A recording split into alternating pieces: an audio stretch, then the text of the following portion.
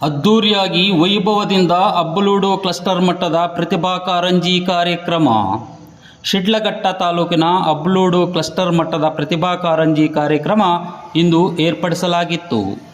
ಕಾರ್ಯಕ್ರಮವನ್ನು ಗಣ್ಯರಿಂದ ಜ್ಯೋತಿ ಬೆಳಗಿಸಿ ಪ್ರಾರಂಭಿಸಲಾಯಿತು.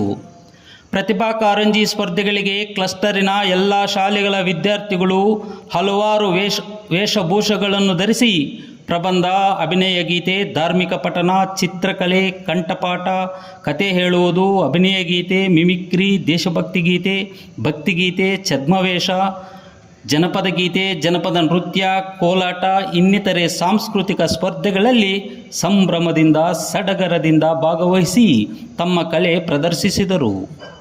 ಈ ಪ್ರತಿಭಾ ಕಾರಂಜಿ ಸ್ಪರ್ಧೆಗಳಲ್ಲಿ ಅಬ್ಬಲೂಡು ಕ್ಲಸ್ಟರ್ಗೆ ಸೇರಿದ ಕನ್ನಪ್ಪನಹಳ್ಳಿ ಸರ್ಕಾರಿ ಹಿರಿಯ ಪ್ರಾಥಮಿಕ ಶಾಲೆಯ ವಿದ್ಯಾರ್ಥಿಗಳು ಭಾಗವಹಿಸಿ 10 ಸ್ಪರ್ಧೆಗಳಲ್ಲಿ ಪ್ರಥಮ ಸ್ಥಾನ, 4 ಸ್ಪರ್ಧೆಗಳಲ್ಲಿ ದ್ವಿತೀಯ ಸ್ಥಾನ, 4 ಸ್ಪರ್ಧೆಗಳಲ್ಲಿ ತೃತೀಯ ಸ್ಥಾನ ಪಡೆದು ಶಾಲೆಗೆ ಕೀರ್ತಿ ತಂದುಕೊಟ್ಟರು.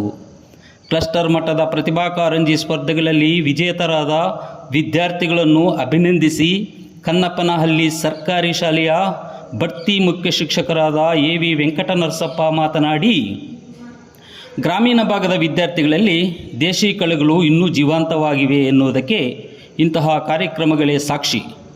ಇಂತಹ ಕಲೆಗಳನ್ನು ಮುಂದಿನ ಪೀಳಿಗೆಗೆ ಪರಿಚಯಿಸಲು ಇಲಾಖೆ ಮತ್ತು ಸರ್ಕಾರ ಉತ್ತಮ ಕಾರ್ಯಕ್ರಮಗಳನ್ನು ರೂಪಿಸಿದೆ. ಶಿಕ್ಷಣದೊಂದಿಗೆ ಪ್ರತಿಯೊಬ್ಬ ವಿದ್ಯಾರ್ಥಿಯು ಸಾಂಸ್ಕೃತಿಕ ಚಟುವಟಿಕೆಗಳು, ಕ್ರೀಡೆ, ಯೋಗ, ಧ್ಯಾನ, ವೈಜ್ಞಾನಿಕ ಸಂಶೋಧನೆ ಮುಂತಾದವುಗಳಲ್ಲಿ ಪ್ರತಿಯೊಬ್ಬ ವಿದ್ಯಾರ್ಥಿಯು ಭಾಗವಹಿಸಬೇಕು.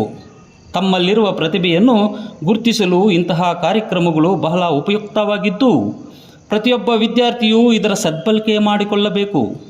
ಶಿಕ್ಷಣ ಇಂದು 4 ಗೋಡೆಗಳ ಮಧ್ಯೆ ಸೀಮಿತವಾಗದೆ ಬಹಳಷ್ಟು ವಿಶಾಲವಾಗಿದೆ.